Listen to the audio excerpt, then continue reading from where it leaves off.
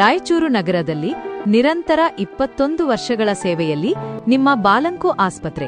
ನಮಸ್ಕಾರ, ನೀವು ನೋಡ್ತಾ ಇದ್ದೀರಾ ಮೆಗಾ ನ್ಯೂಸ್. ಈಗ ಹೆಡ್ಲೈನ್ಸ್. ಕೇಂದ್ರ ವಿತ್ತ ಸಚಿವ ನಿರ್ಮಲಾ ಸೀತಾರಾಮನ್ ವಿರುದ್ಧ ಅವಹೇಳನಕಾರಿ ಸಿಎಂ ಹೇಳಿಕೆ ಖಂಡಿಸಿ ಬಿಜೆಪಿ ಮಹಿಳಾ ಮೋರ್ಚಾ ಪ್ರತಿಭಟನೆ. ಧಾರವಾಡದಲ್ಲಿ ಉದ್ಯೋಗಕ್ಕಾಗಿ ಪ್ರತಿಭಟನೆ ನಡೆಸಿದ ನಿರುದ್ಯೋಗಿಗಳ ಬಂಧನ ಖಂಡಿಸಿ ಪ್ರತಿಭಟನೆ.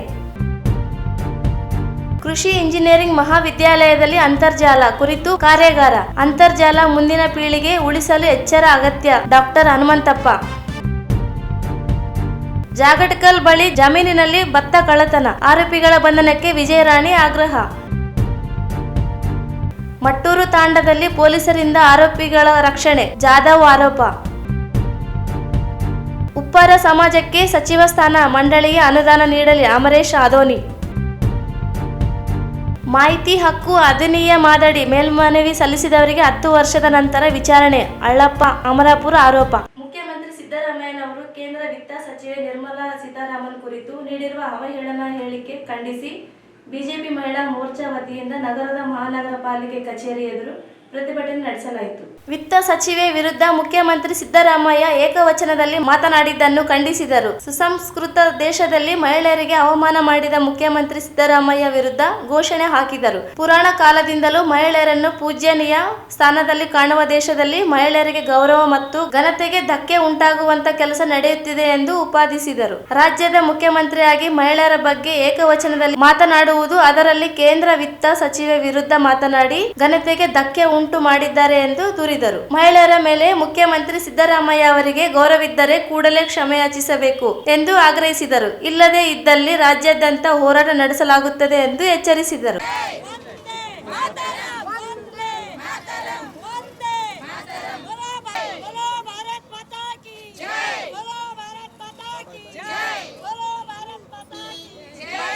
ಮಹಿಳೆಯರಿಗೆ ಕ್ಷಮೆ ಕೇಳಲೇಬೇಕು. बोलो भारत माता की जय. बोलो ಭ್ರಷ್ಟ ಸಿದ್ದರಾಮಯ್ಯನವರಿಗೆ, ಮಹಿಳೆಯರ ಬಗ್ಗೆ ಅಗೌರವ ತೋರಿದಂತ ಭ್ರಷ್ಟ ಸಿದ್ದರಾಮಯ್ಯನವರಿಗೆ ನ್ಯಾಯ ಕ್ಷಮೆ ಕೇಳಲೇಬೇಕು. ಭಾರತೀಯ ಜನತಾ ಪಕ್ಷಕ್ಕೆ, ಭಾರತೀಯ ಜನತಾ ಪಕ್ಷಕ್ಕೆ, ಭ್ರಷ್ಟ ಕಾಂಗ್ರೆಸ್ ಸರ್ಕಾರಕ್ಕೆ, ಮಹಿಳೆಯರನ್ನು ಅಗೌರವವಾಗಿ ನೋಡುತ್ತಿರುವ ಸಿದ್ದರಾಮಯ್ಯ ಅವರಿಗೆ, ಮಹಿಳೆಯರನ್ನು ಅಗೌರವದಿಂದ ನೋಡುತ್ತಿರುವ ಸಿದ್ದರಾಮಯ್ಯ ಅವರಿಗೆ ಕಾಂಗ್ರೆಸ್ ಸರ್ಕಾರಕ್ಕೆ, ಕಾಂಗ್ರೆಸ್ ಸರ್ಕಾರಕ್ಕೆ, ಭ್ರಷ್ಟ ಕಾಂಗ್ರೆಸ್ ಸರ್ಕಾರಕ್ಕೆ ಬೇಕೇ ಬೇಕು ನ್ಯಾಯ.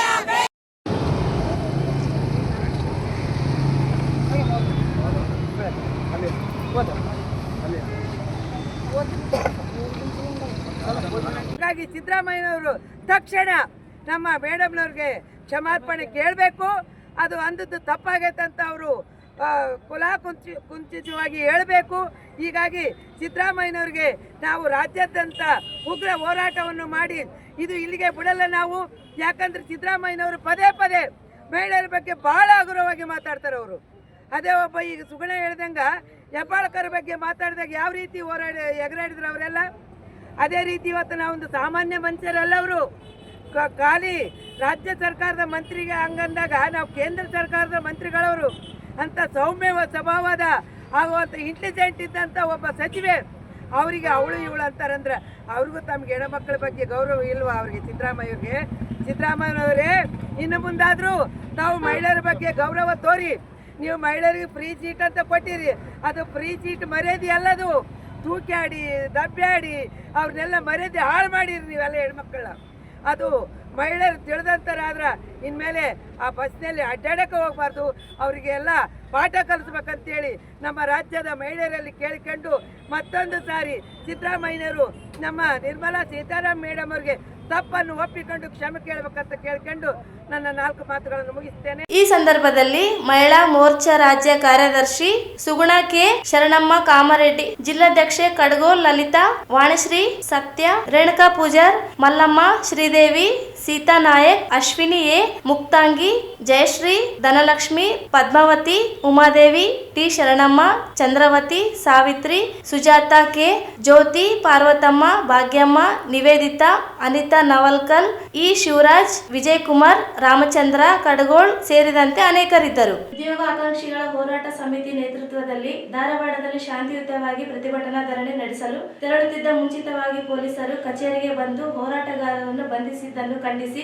ಉದ್ಯೋಗ ಆಕಾಂಕ್ಷಿಗಳ ಸಮಿತಿ ನೇತೃತ್ವದಲ್ಲಿ ನಗರದ ಅಂಬೇಡ್ಕರ್ ವೃತ್ತದಲ್ಲಿ ಪ್ರತಿಭಟನೆ ನಡೆಸಲಾಯಿತು. ಉದ್ಯೋಗ ಆಕಾಂಕ್ಷಿಗಳ ಹೋರಾಟವನ್ನು ಹತ್ತಿಕ್ಕಲು ಸರ್ಕಾರ ಮುಂದಾಗಿದ್ದನ್ನು ಖಂಡಿಸಿದರು. ಯುವ ಜನಾಂಗಕ್ಕೆ ಉದ್ಯೋಗ ನೀಡದೆ ಕೇವಲ ಭರವಸೆ ನೀಡುವ ಸರ್ಕಾರ ವಿರುದ್ಧ ಹೋರಾಟ ನಡೆಸಿದರೆ ಹತ್ತಿಕ್ಕುವ ಕೆಲಸ ಮಾಡುತ್ತಿರುವುದಕ್ಕೆ ಆಕ್ರೋಶ ವ್ಯಕ್ತಪಡಿಸಿದರು. ಮಾನವ ಹಕ್ಕುಗಳ ದಿನವೇ ಮಾನವ ಹಕ್ಕುಗಳ ಉಲ್ಲಂಘನೆಯನ್ನು ಮಾಡಲಾಗಿದೆ. ಸರ್ಕಾರವು ಪೊಲೀಸ್ ಬಲವನ್ನು ಬಳಸಿ ಈ ರೀತಿ ಹೋರಾಟವನ್ನು ಹತ್ತಿಸುವ ನೀತಿಯನ್ನು ಖಂಡಿಸಿದರು. ಉದ್ಯೋಗಾಕಾಂಕ್ಷಿಗಳ ಹೋರಾಟ ಸಮಿತಿಯ ರಾಜ್ಯ ಸಂಚಾಲಕ ಸಿದ್ದಲಿಂಗ ಬಾಗೇವಾಡಿ, ಸಹ ಸಂಚಾಲಕ ಭವಾನಿ ಶಂಕರ್, ಎಸ್ ಗೌಡ, ಚನ್ನಬಸವ ಜಾನೇಕಲ್, ಎಐಡಿಒ ರಾಜ್ಯ ಅಧ್ಯಕ್ಷ ಶರಣಪ್ಪ ಉದ್ಬಾಳ್, ಎಐಕೆಕೆಎಂಎಸ್ ರಾಜ್ಯ ಉಪಾಧ್ಯಕ್ಷ ಲಕ್ಷ್ಮಣ್ ಜಡಗಣ್ಣವರ್, ಸದಸ್ಯ ಜಗನ್ನಾಥ್, ಎಸ್ಎಚ್ ಉದ್ಯೋಗಾಕಾಂಕ್ಷಿ ಪಾಲಾಕ್ಷಕ್ಕೆ ಸಂಬಂಧಿಸಲಾಗಿದೆ. ಕೂಡಲೇ ಹೋರಾಟಗಾರರನ್ನು ಬಿಡುಗಡೆ ಮಾಡಲು ಆಗ್ರಹಿಸಿದರು. ಉದ್ಯೋಗಾಕಾಂಕ್ಷಿಗಳ ಹೋರಾಟಕ್ಕೆ ಸ್ಪಂದಿಸದ ರಾಜ್ಯ ಕಾಂಗ್ರೆಸ್ ಸರ್ಕಾರ ಯಾವುದೇ ನೋಟಿಸ್ ನೀಡದೆ ಧರಣಿಗೆ ಸಜ್ಜಾಗುತ್ತಿದ್ದ ಸಮಯದಲ್ಲೇ ಉದ್ಯೋಗಾಕಾಂಕ್ಷಿಗಳನ್ನು ಏಕಾಏಕಿ ಬಂಧಿಸಿರುವ ಕ್ರಮವನ್ನು ಉದ್ಯೋಗಾಕಾಂಕ್ಷಿಗಳ ಹೋರಾಟ ಸಮಿತಿಯ ಉಗ್ರವಾಗಿ ಖಂಡಿಸುತ್ತದೆ. ಇದು ಜನತಂತ್ರವನ್ನು ದಮನ ಮಾಡಿರುವ ಅತ್ಯಂತ ಹೀನಾಯ ನಡೆಯಾಗಿದೆ ಎಂದು ಆಕ್ರೋಶ ಹೊರಹಾಕಿದರು. ಹಲವು ತಿಂಗಳುಗಳಿಂದ ಖುದ್ದಾಗಿ ಮುಖ್ಯಮಂತ್ರಿಗಳ ಭೇಟಿಗೆ ಅವಕಾಶ ಕೇಳುತ್ತಲೇ ಇದ್ದರೂ ಮುಖ್ಯ ಕಾರ್ಯದರ್ಶಿಗೆ ಉದ್ಯೋಗಾಕಾಂಕ್ಷಿಗಳ ಹಕ್ಕುತ್ತಾಯಗಳ ಆಗ್ರಹ ಪತ್ರವನ್ನು ತಲುಪಿಸಿದರೂ ಸಹ ಕನಿಷ್ಠ ಮಟ್ಟದ ಸ್ಪಂದನೆಯನ್ನು ನೀಡದೆ ಯಾವುದೇ ಬಾಧ್ಯತೆಯನ್ನು ತೋರದೆ ಸರ್ಕಾರವು ಉದ್ಯೋಗಾಕಾಂಕ್ಷಿಗಳನ್ನು ಬಂಧಿಸಿ ರಾಜ್ಯವನ್ನು ಪೊಲೀಸ್ ರಾಜ್ಯವನ್ನಾಗಿಸಿದೆ. ಬೇಡಿಕೆಗಳನ್ನು ಈಡೇರಿಸುವವರೆಗೆ ಹೋರಾಟವು ಮುಂದುವರಿಯುತ್ತದೆ ಎಂದು ಬಲಿಷ್ಠವಾಗುತ್ತದೆ ಹಾಗೂ ಅದಕ್ಕೆ ಸರ್ಕಾರವೇ ನೆರೆ ಹೊಣೆ ಎಂದು ಎಚ್ಚರಿಕೆ ನೀಡಿದರು. ಈ ಸಂದರ್ಭದಲ್ಲಿ ಎನ್ಎಸ್ ವೀರೇಶ್, ವಿನೋದ್, ಕೃಷ್ಣ ಮನ್ಸ್ಲಾಪುರ್, ಜಾಫರ್, ಉಮೇಶ್, ಶಿವರಾಜ್, ಕೃಷ್ಣ ಸೇರಿದಂತೆ ಅನೇಕರಿದ್ದರು. ಅಂತರ್ಜಲ ಕುಸಿತದಿಂದ ಎದುರಾಗಿರುವ ಸಮಸ್ಯೆ ನೀಗಿಸಿ ನೀರಿನ ಗುಣಮಟ್ಟ ನಿರ್ವಹಣೆ ಹಾಗೂ ಸದ್ಬಳಕೆ ಕೃಷಿ ಇಂಜಿನಿಯರಿಂಗ್ ವಿದ್ಯಾರ್ಥಿಗಳು ಹೆಚ್ಚಿನ ಒತ್ತು ನೀಡಬೇಕು ಅನಿವಾರ್ಯತೆ ಇದೆ ಎಂದು ಕೃಷಿ ವಿಜ್ಞಾನ ವಿಶ್ವವಿದ್ಯಾಲಯ ಕುಲಪತಿ ಡಾಕ್ಟರ್ ಎಂ ಹನುಮಂತಪ್ಪ ಹೇಳಿದರು. ಅವರಿಂದ ಕೇಂದ್ರ ಅಂತರ್ಜಲ ಮಂಡಳಿ ಹಾಗೂ ಕೃಷಿ ಇಂಜಿನಿಯರಿಂಗ್ ಮಹಾವಿದ್ಯಾಲಯ ಸೇರಿ ವಿವಿಧ ಸಂಘಟನೆಗಳ ಸಹಯೋಗದಲ್ಲಿ ಆಯೋಜಿಸಲಾಗಿದ್ದ ಅಂತರ್ಜಲ ನಿರ್ವಹಣೆ ಕುರಿತು ಒಂದು ದಿನ ಕಾರ್ಯಾಗಾರ ಉದ್ಘಾಟಿಸಿ ಮಾತನಾಡಿದರು. ಅಂತರ್ಜಲ ನೀರಿನ ಲಭ್ಯತೆ, ನೀರಿನ ಮಾರ್ಗಗಳು ಹಾಗೂ ಗುಣಮಟ್ಟದ ಕುರಿತು ಮರುಪೂರ್ಣ ಕುರಿತು ಅರಿತುಕೊಳ್ಳಬೇಕಾದ ಅವಶ್ಯಕವಾಗಿದೆ. ಭವಿಷ್ಯದಲ್ಲಿ ನೀರಿನ ಅಭಾವ ಎದುರಾಗುವ ಸಾಧ್ಯತೆಗಳಿರುವುದರಿಂದ ಮರುಬಳಕೆ ಲಭ್ಯತೆ ಮಾಹಿತಿಯನ್ನು ಪಡೆಯಬೇಕಿದೆ. ಭವಿಷ್ಯದ ಎಚ್ಚರಿಕೆಯನ್ನು ಇಂದಿನಿಂದಲೇ ಯೋಚಿಸಬೇಕಾದ ಅವಶ್ಯಕತೆ ಇದೆ. ಕೃಷಿ ಹಾಗೂ ನೀರಿನ ಬಳಕೆ ಕುರಿತಾದ ಮ್ಯಾಪಿಂಗ್ ಮೂಲಕ ಇಂಜಿನಿಯರಿಂಗ್ ವಿದ್ಯಾರ್ಥಿಗಳ ವಿಶೇಷ ಒತ್ತು ನೀಡಬೇಕಾದ ಅಗತ್ಯವಿದೆ ಎಂದರು.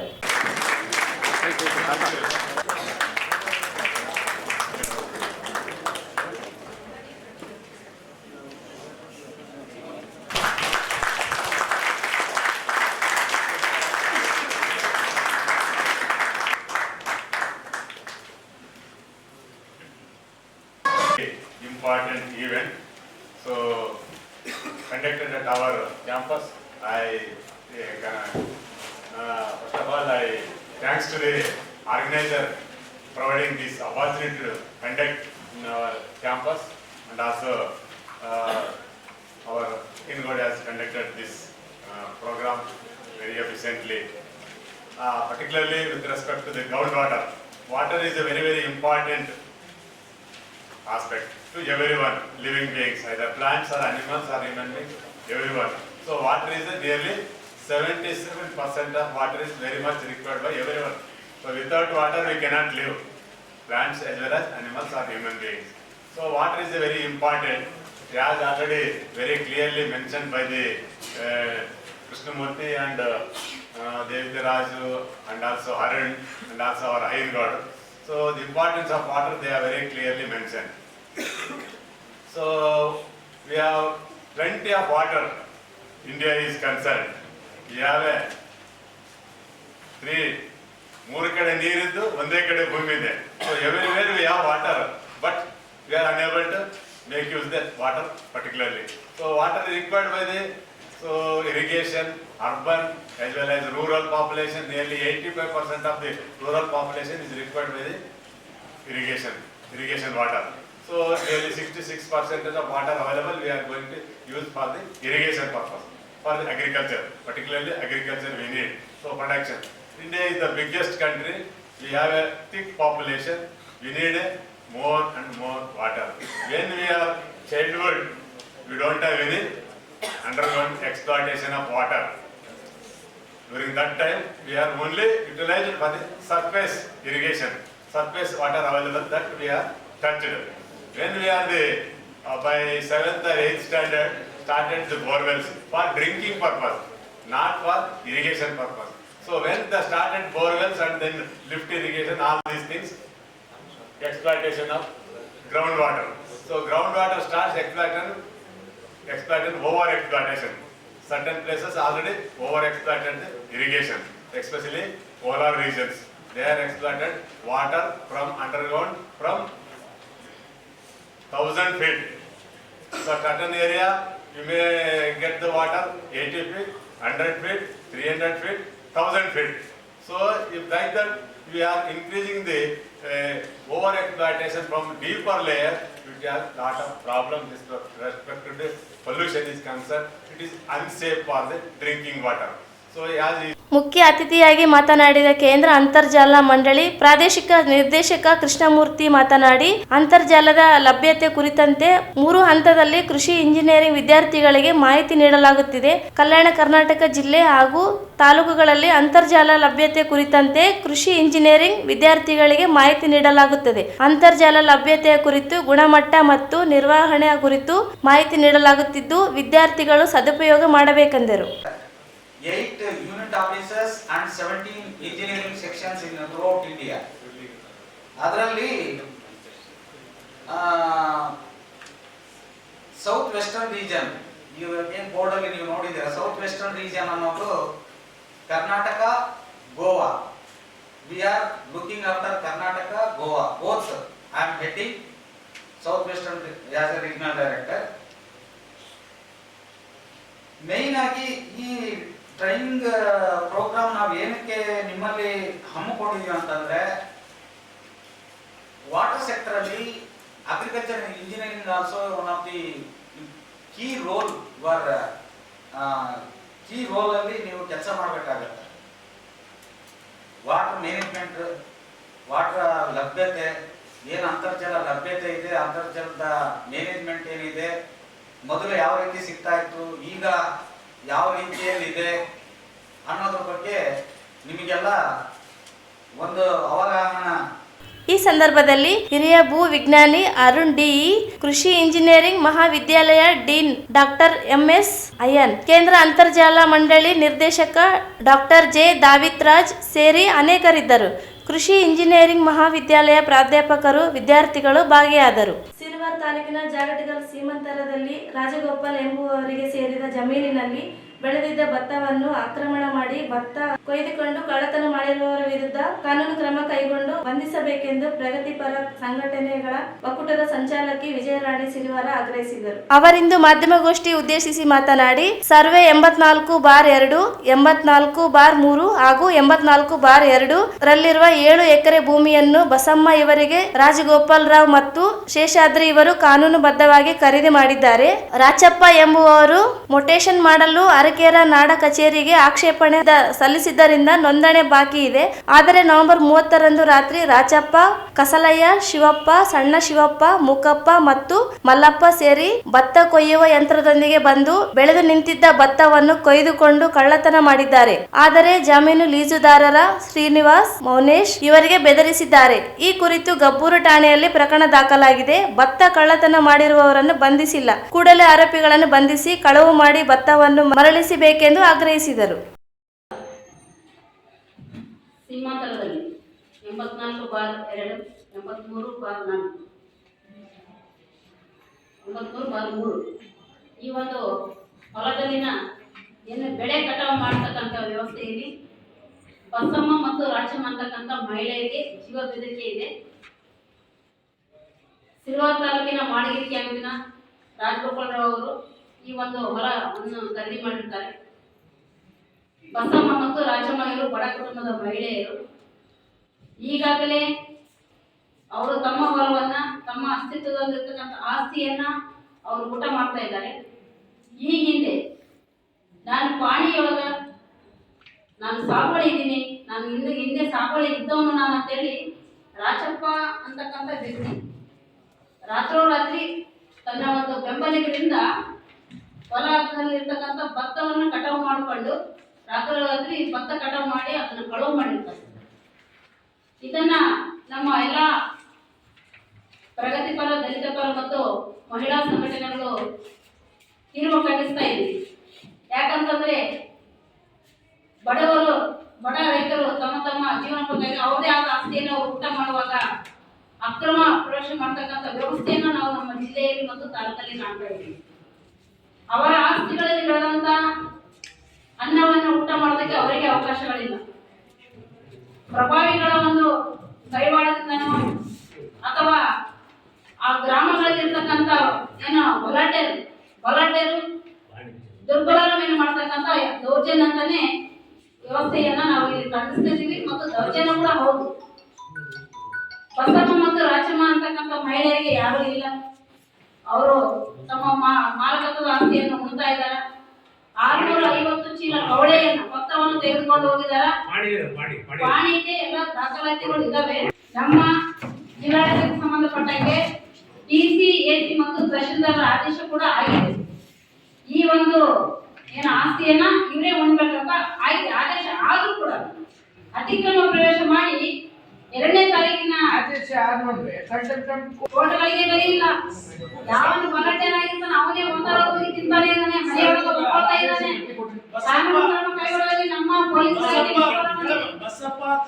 ದಲಿತ ಸೇನೆ ರಾಜ್ಯ ಸಂಘಟನಾ ಕಾರ್ಯದರ್ಶಿ ಜಾವೀದ್ ಖಾನ್ ಮಾತನಾಡಿ, ರಾಜಗೋಪಾಲ್ ಎಂಬುವವರು ಖರೀದಿ ಭೂಮಿಯನ್ನು ಅತಿಕ್ರಮಣ ಮಾಡಿ ರಾಚಪ್ಪ ಹಾಗೂ ಇತರರು ದೌರ್ಜನ್ಯ ಎಸಗಿದ್ದಾರೆ. ಕೂಡಲೇ ಆರೋಪಿಗಳನ್ನು ಬಂಧಿಸಿ ನ್ಯಾಯ ಒದಗಿಸಬೇಕು, ಇಲ್ಲದೆ ಹೋದಲ್ಲಿ ಹೋರಾಟ ನಡೆಸುವುದಾಗಿ ಹೇಳಿದರು. ನಂಬರ್ 83, 84 ಅಂತೆ 16 ಎಕರೆ ಆಸ್ತಿ. ಈ 16 ಎಕರೆ ಆಸ್ತಿ ಪಾಪ ಈ ಬಡ ಮಹಿಳೆ ಏನು ಬಸಮ್ಮ ಅವರ ಆಸ್ತಿ ಇದೆ. ಅವರು ಕಬ್ಜದಲ್ಲಿ ಇದೆ, ಅವ್ರ ಸ್ವಾಧೀನದಲ್ಲಿದೆ, ಅವರೇ ತಿಂತ ಇದ್ದಾರೆ. 82ರಲ್ಲಿ ರಾಚಪ್ಪ ಅನ್ನೋರು ಸಾಗುವಳಿ ಚೀಟಿಯಲ್ಲಿ ಆ ಕಾಲಮ್ ಅಲ್ಲಿ ಇದ್ರು. ಆ ಕಾಲಮ್ ಅಲ್ಲಿ ಇದ್ದಾಗ ಅವ್ರೇನ್ ಮಾಡ್ತಾರೆ, ಮಾನ್ಯ ಸಹಾಯಕ ಆಯುಕ್ತರ ಹತ್ರ, ಡಿಸಿ ಅವ್ರ ಹತ್ರ, ಆಮೇಲೆ ತಹಸೀಲ್ದಾರ್ ಅವ್ರ ಹತ್ರ, ಎಲ್ಲರ ಹತ್ರ ಹೋಗ್ತಾರೆ. ಇವ್ರು ಹೋದಾಗ ಅಲ್ಲಿ ಎಲ್ಲ ಸತ್ಯಾಸತ್ಯತೆಯನ್ನು ಪರಿಶೀಲಿಸಿ ಮಾನ್ಯ ಎಸಿ ಸಾಹೇಬರು, ಡಿಸಿ ಸಾಹೇಬರು ಮತ್ತು ಮಾನ್ಯ ಏನು ನ್ಯಾಯಾಲಯವು ಬಸಮ್ಮ ಇವರೇ ಇದಕ್ಕೆ ಮಾಲಕತ್ವದ ಹಕ್ಕಿದೆ, ಇವರೇ ಇದಕ್ಕೆ ವಾರಸ್ದಾರ ಅಂತೇಳಿ ತೀರ್ಪಾಗುತ್ತೆ. ಆಮೇಲೆ ಕೋರ್ಟಿನ ಆದೇಶನು ನಾವು ಎತ್ತಿ ಹಿಡಿಯಲ್ಲ, ಯಾಕಂತಂದ್ರೆ ಇವರೇ ಮಾಲಕತ್ವ ಅಂತೇಳಿ ಆ ಕಾಪಿ ಕಟ್ಟಿದ್ದೀನಿ, ಅದನ್ನು ನೋಡ್ಕೊಳ್ಳಿ ಸರ್. ಈ ಸಂದರ್ಭದಲ್ಲಿ ಬಸಮ್ಮ, ಲಕ್ಷ್ಮಿ, ರಾಜಗೋಪಾಲ್, ಸಾಜಿದ್, ಮಾರುತಿ, ಚಿಕ್ಕಸುಗೂರ್, ಕೃಷ್ಣ ಮಾಚರ್ಲ, ಜೀವನ್ ಸೇರಿ ಅನೇಕರಿದ್ದರು. ಈಗ ಚಿಕ್ಕದೊಂದು ಬ್ರೇಕ್.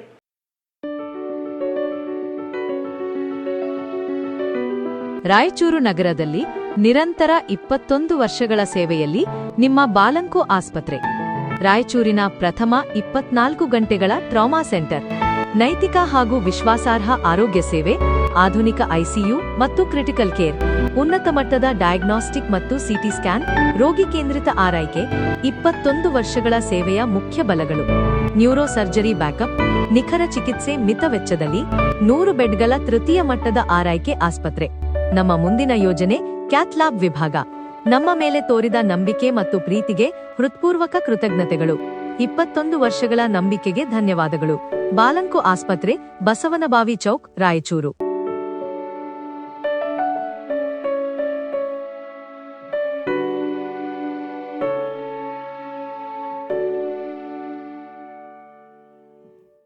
ಬ್ರೇಕ್ನ ನಂತರ ಮತ್ತೊಮ್ಮೆ ಮೆಗಾ ನ್ಯೂಸ್ಗೆ ಸ್ವಾಗತ. ಮುದಗಲ್ ಪೊಲೀಸ್ ಠಾಣಾ ವ್ಯಾಪ್ತಿ ಮಟ್ಟೂರ್ ತಾಂಡಾದಲ್ಲಿ ರಾಮಪ್ಪ ಮತ್ತು ಸಕ್ಕುಬಾಯಿ ಇವರ ಮೇಲೆ ನಡೆದ ಹಲ್ಲೆ ಘಟನೆ ಸಂಬಂಧಿಸಿದಂತೆ ಪ್ರತಿ ದೂರು ದಾಖಲಾದರೂ ಆರೋಪಿಗಳನ್ನು ಬಂಧಿಸದೆ ಪಿಎಸ್ಐ ಆರೋಪಿಗಳ ರಕ್ಷಣೆ ನಿಂತಿದ್ದಾರೆ ಎಂದು ಈಶ್ವರ್ ಜಾಧವ್ ಆರೋಪಿಸಿದರು. ಅವರಿಂದು ಮಾಧ್ಯಮಗೋಷ್ಠಿ ಉದ್ದೇಶಿಸಿ ಮಾತನಾಡಿ, ಪ್ರಕರಣದಲ್ಲಿ ಹಳೆ ದ್ವೇಷಕ್ಕೆ ಸಂಬಂಧಿಸಿದಂತೆ ರೈಲ್ವೆ ಪೊಲೀಸ್ ಪೇದೆ ರಾಘವೇಂದ್ರ ಇವರು ಪೊಲೀಸರೊಂದಿಗೆ ಹೊಂದಿರುವ ಸ್ನೇಹಿತದಿಂದ ಸುಳ್ಳು ಆರೋಪ ಮಾಡಿ ಪೊಲೀಸರ ಮೇಲೆ ಹಲ್ಲೆ ನಡೆಸಿರುವುದಾಗಿ ದೂರು ದಾಖಲಿಸಲಾಗಿತ್ತು. ಮಾರಣಾಂತಿಕ ಹಲ್ಲೆ ನಡೆಸಿರುವ ಘಟನೆಯಿಂದ ಪ್ರತಿ ದೂರು ದಾಖಲಿಸಲಾಗಿದೆ. ಜಿಲ್ಲಾ ಪೊಲೀಸ್ ವರಿಷ್ಠಾಧಿಕಾರಿಗಳು ಹಾಗೂ ಡಿವೈಎಸ್ಪಿ ಇವರಿಗೆ ದೂರು ನೀಡಲಾಗಿದೆ. ಆದರೂ ಯಾವುದೇ ಕ್ರಮ ಕೈಗೊಂಡಿಲ್ಲ. ಪೊಲೀಸ್ ಇಲಾಖೆಯಿಂದ ನ್ಯಾಯ ಸಮೇತ ನಡೆಯನ್ನು ನಿರೀಕ್ಷಿಸುತ್ತಿದ್ದೇವೆ. ಇದೆ. ಆದರೆ ಮುದುಗಲ್ ಪಿಎಸ್ಐ ತನ್ನ ಸ್ನೇಹಿತನ ರಾಘವೇಂದ್ರ ಇವರನ್ನು ರಕ್ಷಿಸಲು ಆರೋಪಿಗಳನ್ನು ಬಂಧಿಸದೆ ಸಹಕರಿಸುತ್ತಿದ್ದಾರೆ. ಈಗಾಗಲೇ ರಾಮಪ್ಪ ಮತ್ತು ಸಕ್ಕುಬಾಯಿ ಇವರನ್ನು ಬಂಧಿಸಿರುವ ಪೊಲೀಸರು ಇನ್ನೊಂದು ಗುಂಪಿನವರನ್ನು ಬಂಧಿಸದೆ ತಾರತಮ್ಯ ಮಾಡುತ್ತಿದ್ದಾರೆ. ಕೂಡಲೇ ಆರೋಪಿಗಳನ್ನು ಬಂಧಿಸದೆ ಹೋದಲ್ಲಿ ನ್ಯಾಯಾಂಗ ಮೊರೆ ಹೋಗುವುದಾಗಿ ಹೇಳಿದರು. ರಾಮಪ್ಪ ಮತ್ತು ಸಕ್ಕುಬಾಯಿ ಅನಾರೋಗ್ಯದಿಂದ ಬಳಲುತ್ತಿದ್ದಾರೆ. ಪೊಲೀಸರು ಒಂದೇ ನ್ಯಾಯವನ್ನು ಅನುಸರಿಸಬೇಕು ಎಂದು ಆಗ್ರಹಿಸಿದರು. ಪೊಲೀಸ್ ಮಹಾನಿರ್ದೇಶಕರು ಒಂದು ಡೈರೆಕ್ಷನ್ ಕೊಟ್ಟಿದ್ದಾರೆ.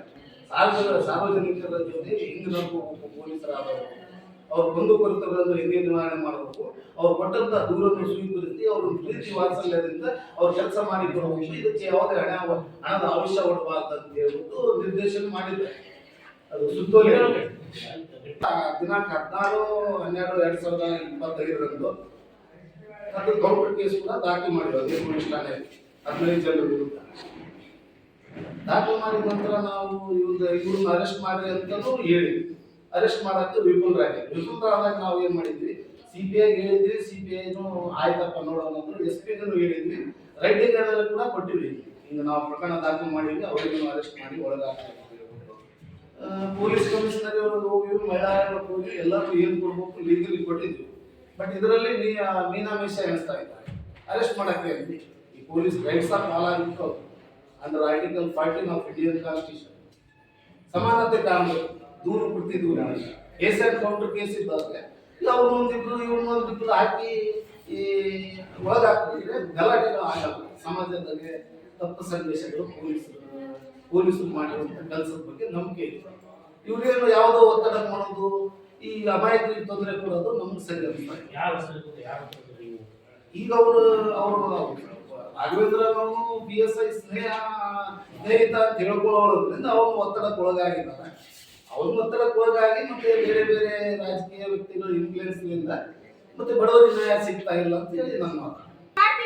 ಅಂದ್ರೆ ಮಾತ್ರ ನಾನು ಏನು ರೇಸ್ ತಗೊಂಡಿನೋ ಅದು ನನಗೆ ನಾನು ಬಲ್ಲೆ ಅದು ಬಿಡಮ್ಮ, ನಿಂದು ಈ ಪ್ರಕರಣದ ಬಗ್ಗೆ ಅಷ್ಟೇ. ನಾನು ಬಂದ್ರೆ ಮತ್ತೆ ಇಲ್ಲಿ ಬಂದ್ರೆ ಅವರ ಹತ್ರ ದುಡ್ಡು ಇಸ್ಕೊಂಡು ವಕೀಲರು ಕೊಟ್ಟಿದ್ದೀರಾ ಅಂತ ಅನ್ನೋದು ಯಾಕೆ ಅವ್ರು ಹೇಳಿದ್ರಲ್ಲ, ಅವ್ರು ಹೇಳ್ತಾ ಇರೋದು ನೀವು ಅವ್ರ ಹತ್ರ ದುಡ್ಡಂತೆ ಯಾವುದೇ ಫೀಸ್ ಸಮಾಜದಲ್ಲಿ ಮೊನ್ನೆ ಮಿಥುನು ಚಚಿನು ಬಂದು ನಾವು FR ಮಾಡೋ ಮುಂಚೆನೆ ಬಂದು ಅದೇ ಕೋರ್ಟ್ ಸ್ಟೇಷನ್ ಅಲ್ಲಿ 1 ಲಕ್ಷ ರೂಪಾಯಿ ಕೊಡ್ತಾರೆ. ಎದಕ್ಕೆ ಕೊಡ್ತಾರೆ? ಪೊಲೀಸರಿಗೆ, PSI ಸರಿಗೆ. ನಮ್ಮ ಅಣ್ಣ ಒಳಗೆ ಆದ್ಮೇಲೆ ಅವ್ರು ಬಂದು ಅಮೌಂಟ್ ಕೊಡ್ತಾರೆ ಕೋರ್ಟ್ ಸ್ಟೇಷನ್ ಅಲ್ಲಿ. ಏನಿದೆ ಎವಿಡೆನ್ಸ್ ಏನಿದೆ ನಿಮ್ಮಲ್ಲಿ? ನಾನು ಹೋಗಿ ಅಲ್ಲಿ ನಮ್ಮ ಅಣ್ಣ ಮಾತಾಡ್ಸ್ಕೊಂಡು ನಾನು ಅಲ್ಲಿ ಹೋಗುವಾಗ ಅವ್ರು ಒಳಗೆ ರೊಕ್ಕ ತಗೊಂಡು ಒಳಗೆ ಹೋಗೋದನ್ನ ನಾನು ನೋಡಿದ್ದೀನಿ. ವಿಡಿಯೋ ಇದೆ ನಿಮ್ಮ ಹತ್ರ? ನಮ್ಮ ಫೋನ್ ಎಲ್ಲ ಕಸ್ಕೊಂಡು ಹೋಗಿದ್ದಾರೆ. ಅನ್ನೋರ ಬಗ್ಗೆ ತಂದು ಹಾಕಿದ್ರಲ್ಲ, ಅದು ಸಾಕ್ಷಿ ಏನಿದೆ? ಸಾಕ್ಷಿ ಅದು ಸಾಕ್ಷಿ ಬಿಡಿ ಸರ್. ಮತ್ತೆ ಸಾಕ್ಷಿ ನೀವು ಸೈನ್ ಮಾಡಿದ್ರೆ ಅವ್ರು ಸೈನ್ ಮಾಡಿದ್ದಾರೆ. ಸಾಕ್ಷಿ ಇಲ್ಲ ಅಂದ್ರೆ ಮೇಡಮ್ ಒಂದು ನಿಮಿಷ ಸಾಕ್ಷಿ ಇಲ್ಲ. ಈ ಸಂದರ್ಭದಲ್ಲಿ ಲಾಲಮ್ಮ, ಶಿಲ್ಪಾ ಇದ್ದರು. ಉಪ್ಪಾರ ಸಮಾಜದ ಅಭಿವೃದ್ಧಿ ನಿಗಮಕ್ಕೆ 25 ಕೋಟಿ ಅನುದಾನ ಬಿಡುಗಡೆ ಮಾಡಿ ನಿಗಮಕ್ಕೆ ಪದಾಧಿಕಾರಿಗಳನ್ನು ನೇಮಕ ಮಾಡಬೇಕೆಂದು ಶ್ರೀ ಮಹರ್ಷಿ ಭಗೀರಥ ಟ್ರಸ್ಟ್ ಅಧ್ಯಕ್ಷ ಅಮರೇಶ್ ಆದೋನಿ ಒತ್ತಾಯಿಸಿದ್ದಾರೆ. ಅವರಿಂದು ಮಾಧ್ಯಮಗೋಷ್ಠಿ ಉದ್ದೇಶಿಸಿ ಮಾತನಾಡಿ, ಉಪ್ಪಾರ ಸಮಾಜವು ರಾಜಕೀಯ ಶೈಕ್ಷಣಿಕವಾಗಿ ಹಿಂದುಳಿದಿದೆ. ರಾಜ್ಯದಲ್ಲಿ ಉಪ್ಪಾರ ಸಮಾಜದ ಏಕೈಕ ಶಾಸಕರಿದ್ದು ಸಮಾಜದ ಮುಖಂಡರಿಗೆ MLC ಸ್ಥಾನವನ್ನು ನೀಡುವ ಮೂಲಕ ರಾಜಕೀಯ ಪ್ರಾತಿನಿಧ್ಯ ಕಲ್ಪಿಸಬೇಕೆಂದರು. ಜಿಲ್ಲಾ ಉಪ್ಪಾರ ಸಮಾಜಕ್ಕೆ ಜಾಮೀನು ಮಂಜೂರು ಮಾಡಬೇಕು. ಕಾಂಗ್ರೆಸ್ ಪಕ್ಷಕ್ಕಾಗಿ ದುಡಿದ ಉಪ್ಪಾರ ಸಮಾಜದ ಮುಖಂಡರಿಗೆ ನಿಗಮ ಮಂಡಳಿ ನೇಮಕಾತಿಯಲ್ಲಿ ಪ್ರಾತಿನಿಧ್ಯ ನೀಡಬೇಕು. ಅರ್ಹರನ್ನು ವಿಶ್ವವಿದ್ಯಾಲಯ ಮತ್ತು ಆಯಾ ಸೆನೆಟ್ ಕಮಿಟಿಗಳಿಗೆ ನೇಮಕ ಮಾಡಬೇಕೆಂದು ಮನವಿ ಮಾಡಿದರು. ಉಪ್ಪಾರ ಸಮಾಜದ ಕುಲಶಾಸ್ತ್ರ ಅಧ್ಯಯನ ವರದಿ ಬಿಡುಗಡೆ ಮಾಡಬೇಕು. ತುಳಿತಕ್ಕೆ ಒಳಗಾದ ಉಪ್ಪಾರ ಸಮಾಜಕ್ಕೆ ಪ್ರಾತಿನಿಧ್ಯ ನೀಡಿ ನ್ಯಾಯ ಒದಗಿಸಬೇಕೆಂದು ಮುಖ್ಯಮಂತ್ರಿ ಸಿದ್ದರಾಮಯ್ಯ ಅವರಲ್ಲಿ ಮನವಿ ಮಾಡಿದ್ದಾರೆ. ನಾವೊಂದು ಮನವಿ ಪತ್ರ ಮಾನ್ಯ ಮುಖ್ಯಮಂತ್ರಿಗಳಿಗೆ ಕೊಡಬೇಕಂತ ವಿಚಾರ ಇಟ್ಕೊಂಡು ಇಲ್ಲಿ ಪ್ರೆಸ್ ಮೀಟ್ ಮಾಡ್ತಾ ಇದ್ದೀವಿ. ಅದರ ಸಾರಾಂಶ ಗೊತ್ತೈತಿ ನೋಡ್ರಿ. ಸನ್ಮಾನ್ಯ ಶ್ರೀ ಸಿದ್ದರಾಮಯ್ಯ ಜನಪ್ರಿಯ ಮುಖ್ಯಮಂತ್ರಿಗಳು, ಕರ್ನಾಟಕ ರಾಜ್ಯ ಸರ್ಕಾರ, ವಿಧಾನಸೌಧ ಬೆಂಗಳೂರು. ಮಾನ್ಯರೇ, ವಿಷಯ ಉಪ್ಪಾರ ಸಮಾಜಕ್ಕೆ ಅನುದಾನ ಬಿಡುಗಡೆ ಹಾಗೂ ಉಪ್ಪಾರ ಅಭಿವೃದ್ಧಿ ನಿಗಮಕ್ಕೆ ಪದಾಧಿಕಾರಿಗಳ ನೇಮಕ ಮಾಡುವ ಬಗ್ಗೆ ಈ ಮೂಲಕ ತಮ್ಮಲ್ಲಿ ಕಳಕಳಿಯಿಂದ ಪ್ರಾರ್ಥಿಸುವುದೇನೆಂದರೆ, ನಮ್ಮ ಸಮಾಜ ಶೋಷಿತ ಸಮಾಜವಾಗಿದೆ. ಮಹಾತ್ಮ ಗಾಂಧೀಜಿಯವರ ಜೊತೆಗೆ ಉಪ್ಪಿನ ಸತ್ಯಾಗ್ರಹ ಮತ್ತು ದಂಡಿ ಯಾತ್ರೆ ಮುಂತಾದವುಗಳಲ್ಲಿ ಭಾಗವಹಿಸಿ ಸ್ವತಂತ್ರ ಹೋರಾಟಕ್ಕಾಗಿ ನಮ್ಮ ಪೂರ್ವಜರು ತ್ಯಾಗ ಬಲಿದಾನ ಮಾಡಿದ್ದಾರೆ. ನಮ್ಮ ಸಮಾಜವು ರಾಜಕೀಯದಲ್ಲಿ ಬೆಳೆದಿರುವುದಿಲ್ಲ. ನಮ್ಮ ರಾಜ್ಯಕ್ಕೆ ಒಬ್ಬೇ ಶಾಸಕ ಶ್ರೀ ಪುಟ್ಟರಂಗ ಶೆಟ್ಟಿ ಚಾಮರಾಜನಗರ ಬಿಟ್ಟರೆ ಮತ್ತೊಬ್ಬರಿಲ್ಲ. ನಾವು ಆರ್ಥಿಕವಾಗಿ, ಸಾಮಾಜಿಕವಾಗಿ, ಶೈಕ್ಷಣಿಕವಾಗಿ, ರಾಜಕೀಯವಾಗಿ ಅತಿ ಹಿಂದುಳಿದಿದ್ದೇವೆ. ಆದ್ದರಿಂದ ನಮ್ಮ ಸಮಾಜಕ್ಕೆ ಈ ಕೆಳಕಂಡ ಅನುದಾನ ಬಿಡುಗಡೆ ಮಾಡುವಂತೆ ಮಾನ್ಯರಲ್ಲಿ ಕೋರುತ್ತೇವೆ. 1. ರಾಯಚೂರಿನ ಉಪ್ಪಾರ ಸಮಾಜಕ್ಕೆ ಜಮೀನು ಮಂಜೂರು ಮಾಡಲು ಈಗಾಗಲೇ ಅರ್ಜಿ ಸಲ್ಲಿಸಿದ್ದು ಅದನ್ನೇ ಮಂಜೂರು ಮಾಡಲು ವಿನಂತಿಸುತ್ತೇವೆ. ಈ ಸಂದರ್ಭದಲ್ಲಿ ಉಪ್ಪಾರ ಭಾಗೀರಥ್ ಟ್ರಸ್ಟ್ ಪ್ರಧಾನ ಕಾರ್ಯದರ್ಶಿ ಎಂ ನಾರಾಯಣ, ಉಪಾಧ್ಯಕ್ಷ ಆದಿರಾಜ್ ಆದೋನಿ, ಗಟ್ಟು ವೆಂಕಟೇಶ್, ಎಂ ಸುಭಾಷ್ ಚಂದ್ರ ಸೇರಿದಂತೆ ಅನೇಕರಿದ್ದರು. ಕಳೆದ 10 ವರ್ಷಗಳ ಹಿಂದೆ ಸಲ್ಲಿಸಲಾಗಿದ್ದ ಮಾಹಿತಿ ಹಕ್ಕು ಆಯೋಗದ ಮೇಲ್ಮನವಿಯನ್ನು ಈಗ ವಿಚಾರಣೆಗೆ ಕೈಗೆತ್ತಿಕೊಂಡಿದ್ದಾರೆ ಎಂದು ಆರ್ಟಿಐ ಕಾರ್ಯಕರ್ತ ಆಳಪ್ಪ ಅಮಲಾಪುರ್ ದೂರಿದರು. ಅವರಿಂದು ಮಾಧ್ಯಮಗೋಷ್ಠಿ ಉದ್ದೇಶಿಸಿ ಮಾತನಾಡಿ 2015 ಜನವರಿ 23ರಂದು ದೇವದುರ್ಗ ಪುರಸಭೆ ವ್ಯಾಪ್ತಿಯಲ್ಲಿ ಬರುವ ಸರ್ಕಾರಿ ಜಮೀನುಗಳ ಮಾಹಿತಿ ಕೇಳಿ ಅರ್ಜಿ ಸಲ್ಲಿಸಲಾಗಿತ್ತು. ಮಾಹಿತಿ ನೀಡದೇ ಇರುವುದರಿಂದ ಸಹಾಯಕ ಆಯುಕ್ತರು ರಾಯಚೂರು ಇವರಿಗೆ ಮೊದಲು ಮೇಲ್ಮನವಿ ಸಲ್ಲಿಸಿದ್ದರೂ ಉತ್ತರ ಬಾರದೆ ಇರುವುದರಿಂದ ಬೆಂಗಳೂರು ಮಾಹಿತಿ ಹಕ್ಕು ಆಯೋಗಕ್ಕೆ ಅರ್ಜಿ ಸಲ್ಲಿಸಿದ್ದೆ. ಆರ್ಟಿಐದಡಿ ಅರ್ಜಿ ಸಲ್ಲಿಸಿದವರಿಗೆ 30 ದಿನಗಳೊಳಗೆ ಉತ್ತರಿಸಬೇಕೆನ್ನುವ ನಿಯಮವಿದ್ದರೂ ಯಾವೊಬ್ಬ ಅಧಿಕಾರಿಗಳು ಪಾಲಿಸುತ್ತಿಲ್ಲ. 10 ವರ್ಷಗಳಿಂದ ಬಾಕಿ ಇದ್ದ ಮೇಲ್ಮನವಿಯ ವಿಚಾರಣೆಯನ್ನು ಕಲಬುರಗಿ ಮಾಹಿತಿ ಹಕ್ಕು ಆಯೋಗ ವಿಚಾರಣೆ ಡಿಸೆಂಬರ್ 11ರಂದು ನಿಗದಿಪಡಿಸಿದೆ. ಆಯೋಗ ಕಾರ್ಯ ವೈಖರಿಗೆ ಇದೊಂದು ನಿದರ್ಶನವಾಗಿದೆ. ಆಯೋಗವೇ ಸಕಾಲದಲ್ಲಿ ವಿಚಾರಣೆ ನಡೆಸದೇ ಇರುವುದರಿಂದ ಆರ್ಟಿಐ ಅರ್ಥ ಕಳೆದುಕೊಂಡಂತಾಗಿದೆ ಎಂದರು. ದಿನಾಂಕ 23/1/2015 ಆರ್ಟಿಐಡಿಯಲ್ಲಿ ಕರ್ನಾಟಕ ಮಾಹಿತಿ ಆಯೋಗ ಬೆಂಗಳೂರಿಗೆ ಇವರಿಗೆ ಒಂದು ಮಾಹಿತಿ ಹಕ್ಕಿನಲ್ಲಿ ಅರ್ಜಿ ಸಲ್ಲಿಸಿದಾಗ ಅವರು ಉತ್ತರ ಕೊಡಲಿಲ್ಲ. ಮೊದಲನೇ ಮೇಲ್ಮನವಿಯನ್ನ ಅಸಿಸ್ಟೆಂಟ್ ಕಮಿಷನರ್ ರಾಯಚೂರು ಇವರಿಗೆ ಮೊದಲನೇ ಮೇಲ್ಮನವಿ ಸಲ್ಲಿಸಿದ, ಅವರು ನಾನು ಉತ್ತರ ಕೊಡಲಿಲ್ಲ. ಆ ನಂತರ ನಾನು ಕರ್ನಾಟಕ ಮಾಹಿತಿ ಆಯೋಗಕ್ಕೆ ದ್ವಿತೀಯ ಮೇಲ್ಮನವಿ ಕಳಿಸಿದೆ 2015ರಲ್ಲಿ. ಆದ್ರೆ ಇವತ್ತ ಕರ್ನಾಟಕ ಮಾಹಿತಿ ಆಯೋಗ ಬೆಂಗಳೂರಿನಿಂದ ಕರ್ನಾಟಕ ಮಾಹಿತಿ ಆಯೋಗ ಕಲಬುರಗಿ ಪೀಠದಿಂದ ನಾಳೆ 11/12/2025 ಹಾಜರಾಗಂತ ಹೇಳ್ತಾರೆ ಸರ್. ಮಾಹಿತಿ ಕೊಟ್ಟು 11 ವರ್ಷ ಆದ ನಂತರ ಇವತ್ತ ಮಾಹಿತಿ ಆಯೋಗದಿಂದ ನನಗೊಂದು ಲೆಟರ್ ಬರ್ತದೆ. ಇವತ್ತ ಕಾನೂನು ಯಾರು ಪಾಲನೆ ಮಾಡಬೇಕು, ಸರ್ಕಾರ ನಿಯಮಗಳನ್ನು ಯಾರು ಪಾಲನೆ ಮಾಡಬೇಕು, ಇವತ್ತ ಕರ್ನಾಟಕ ಮಾಹಿತಿ ಆಯೋಗ ಜೀವಂತಾದ ಅಥವಾ ಇಲ್ಲ ಸರ್. ಹಿಂದಿನ ಮಹಾಭಾರತದಲ್ಲಿ ಪಾಂಡವರು 11 ವರ್ಷ ವನವಾಸ ಮಾಡಿದ್ರು ತಮ್ಮ ರಾಜ್ಯ ಪಡೆಯಕ. ನಾನು ಆಕೆಯಲ್ಲಿ ಮಾಹಿತಿಯಲ್ಲಿ ಅರ್ಜಿ ಹಾಕಿ 11 ವರ್ಷದಿಂದ ವಿಚಾರಣೆ ಕೊಡ್ಬೇಕು. ಪ್ರಜಾಪ್ರಭುತ್ವ ವ್ಯವಸ್ಥೆ ಯಾರು ವಿಚಾರ ಇದು ಜನರಿಗೆ ತಿಳಿಬೇಕು, ಪ್ರತಿಯೊಬ್ಬರಿಗೆ ತಿಳಿಬೇಕು. ನಾನು ಕಳಿಸಿದ್ದು ಕರ್ನಾಟಕ ಮಾಹಿತಿ ಆಯೋಗ ಬೆಂಗಳೂರು 23/1/2015 ಹಿಂದಕ್ಕೆ ಪಾಂಡವರು ವನವಾಸ ಮಾಡಿದ್ರು. ಅವರು ತಮ್ಮ ಸ್ವಂತ ತಂದೆ ಕೈ ಆಶಿಸಲು ಹೋರಾಟ ಮಾಡಿ ಯುದ್ಧ ಮಾಡಿದ್ರು. ನಾನು ಮಾಹಿತಿ ಹಕ್ಕಿನಲ್ಲಿ ಈ ಪ್ರಜಾಪ್ರಭುತ್ವ ವ್ಯವಸ್ಥೆಯಲ್ಲಿ ಮಾಹಿತಿ ಉತ್ತರ ಕೊಡ್ರಪ್ಪ ಅಂತ ಕೇಳಿದ್ರೆ ನಾನು 11 ವರ್ಷ ಕಾಯ್ಬೇಕಾ? ಏನಿದೆ ದೇಶದ ಕಾನೂನುಗಳು ಯಾವ ರೀತಿ ಇದೆಯೋ ಕಾನೂನುಗಳು ಕಾರ್ಯರೂಪದಲ್ಲಿಲ್ಲ. ಇವತ್ತು ಕರ್ನಾಟಕ ಮಾಹಿತಿಯನ್ನು ಯಾರು ಬಲಪಡಿಸಬೇಕು? ರಾಜ್ಯ ಸರ್ಕಾರ ಬಲಪಡಿಸಬೇಕು, ಕೇಂದ್ರ ಸರ್ಕಾರ ಬಲಪಡಿಸಬೇಕು. ನಾನೇ ನೀವು ವೈಯಕ್ತಿಕ ಆಸ್ತಿಗಳನ್ನು ಕೇಳಿಲ್ಲ, ಸರ್ಕಾರಕ್ಕೆ ಸಂಬಂಧಪಟ್ಟ ದಾಖಲೆಗಳನ್ನು ಕೇಳಿನಿ, ಸರ್ಕಾರ ಜಮೀನನ್ನು ಕೇಳಿನಿ. ಈ ಮಾಹಿತಿ ಕೊಡಿಸ್ಬೇಕು. ಈ ಮಾಹಿತಿ ಆಯೋಗ ಬಟ್ಟೆ ಹೋಗಲಾಗಲಿ ಒಂದು ಲೋಕಾಯುಕ್ತ ಆಗಲಿ ಒಂದು ಮಾಹಿತಿ ಆಯೋಗ ಹೋಗ್ಲಿ ಬಡವರಿಗೆ ಕಣ್ಣಿದ್ದಂಗ ಇವು ಕಣ್ಣ ಹೋಗಿ ಕೊಟ್ಟ. ಇಂದು ಧೃತರಾಷ್ಟ್ರ ಸರ್ ಕಣ್ಣು ಕಾಣದೇ ರಾಜ್ಯಾಡಳಿತ ಮಾಡಿದ. ಇವಾಗ ಕಣ್ಣು ಕೊಟ್ಟು ಗೌರ್ಮೆಂಟ್ ಸ್ಯಾಲರಿ ಕೊಡ್ತದ, ಎಲ್ಲ ಇಂಪ್ಲಿಮೆಂಟ್ ಕೊಟ್ಟರು ಕೆಲಸ ಮಾಡವು. ಇಂಥವುಗಳನ್ನ ಯಾಕೆ ಬಿಡಬೇಕು? ಇಲ್ಲ ತೆಗೆದುಬಿಡ್ಬೇಕು. ನಾವು ನಾವು ಇದು ಮಾಡ್ತಿದ್ದೀವಿ.